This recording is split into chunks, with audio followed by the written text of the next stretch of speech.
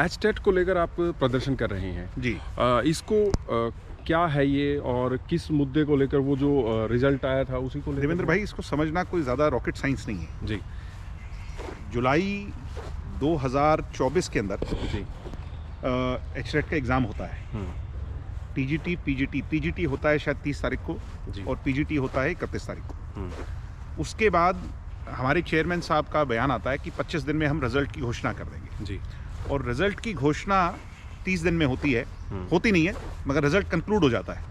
3 agencies जो है, तकरीबन 135 लोग उस रिजल्ट को पूरा वैल्यूएट करते हैं और जो सेक्रेटरी थे उस समय के, वो रिजल्ट कंक्लूड कर करके जो प्रक्रिया है, चेयरमैन ऑफिस को जाना, चेयरमैन सरकार से परमिशन लेनी होती है जी। वो परमिशन नहीं ली जाती जी। और इसी दौरान आपको अचंभा होगा कि जो सेक्रेटरी थे उनकी ट्रांसफ़र कर दी जाती है। संशय यहाँ पैदा होता है जब सेक्रेटरी साहब जा रहे होते हैं, रिलीव होते हैं अपने पद से, तो वो जाते जाते एसपी मुख्यालय में जाकर के वर्बली भी और शायद लिखित भी एक कंप्लेंट दायर करते हैं और ये कह देते हैं कि जो रिजल्ट घोषणा में विलंब हो रहा है जी। मुझे इस पर शक है और इस पर निगरानी होनी चाहिए। बहरहाल उनकी ट्रांसफ़र होने के बाद जो नए सेक्रेटरी आते हैं वो सेक्रेटरी साहब रिजल्ट को रिकॉल कर लेते हैं चेयरमैन ऑफिस से। तो रिजल्ट रिकॉल होने पर लोगों को शक होता है, अंदर के स्टाफ को शक होता है और रिजल्ट की रीवैल्यूएशन के लिए एक पीएसयू को जिम्मा दे दिया जाता है उन तीनों कंपनियों को हटा करके, जबकि वो तीनों कंपनियां भी हरियाणा से बाहर की थी, एक्सपीरियंस थी और पहले भी वो हरियाणा की रिजल्ट का वो करती रही हैं लेखा जोखा। तो इस पर और शक पैदा होता है जी। मगर पीएसयू पब्लिक सेक्टर अंडरटेकिंग को हो सकता है कि टेंडर प्रक्रिया से ना जाना पड़े और उन्हें डायरेक्ट दे दिया हो, इस पर लोगों को शायद दिक्कत ना हो जी। मगर पीएसयू को तो 30 दिन से भी कम का समय लेना चाहिए क्योंकि दे आर बिगर कंपनीज, वो तो नवरत्न कंपनियों जैसी कंपनियां हैं बिल्कुल, मगर वो लेते हैं 110 दिन और 110 दिन भी तब लेते हैं जब लोगों का हाहाकार हो जाता है कि रिजल्ट की घोषणा क्यों नहीं हो रही। जी।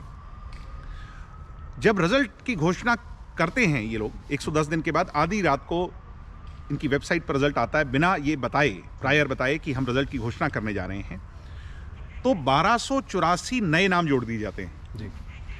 ओएमआर शीट्स होती हैं जिन पर पेपर होता है। ओएमआर शीट्स पर कहीं बिंदु कहते हैं कि जी फेडेड था, कहीं पुरानी हो गई थी तो आगे लगा था, पीछे लगा था जी। और ये ओएमआर शीट्स पर बेनिफिट ऑफ डाउट का नाम लेकर के इन लोगों को पास कर दिया जाता है। अच्छा।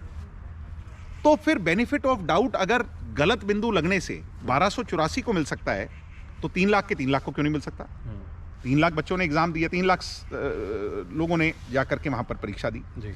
तो फिर बेनिफिट ऑफ डाउट कुछ चुनिंदा लोगों को क्यों दिया जाता है? हमने ये कहा है, सवाल बड़ा ये है कि सभी लोगों का बायोमेट्रिक्स हो चुका है जो पास हुए हैं, 1284 का बायोमेट्रिक क्यों नहीं हुआ? जी।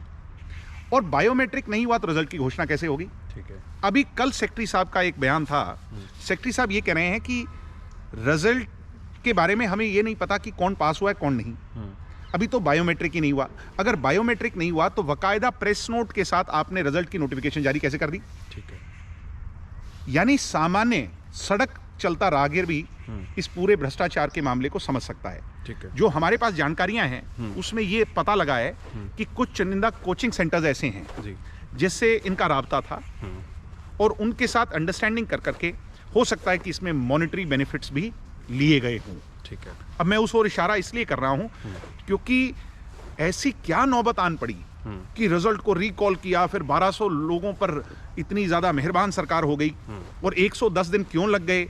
क्या ये, मैं किसी पर एलिगेशन नहीं लगा रहा, मैं सिर्फ ये कह रहा हूं कि प्राइमा फेसी अगर कोई भी इसको समझे, और हम राजनीतिक लोग हैं, हमारी जिम्मेवारी है विपक्ष की, उस विपक्ष की जिम्मेवारी के तहत क्या एक जांच नहीं हो सकती? जी।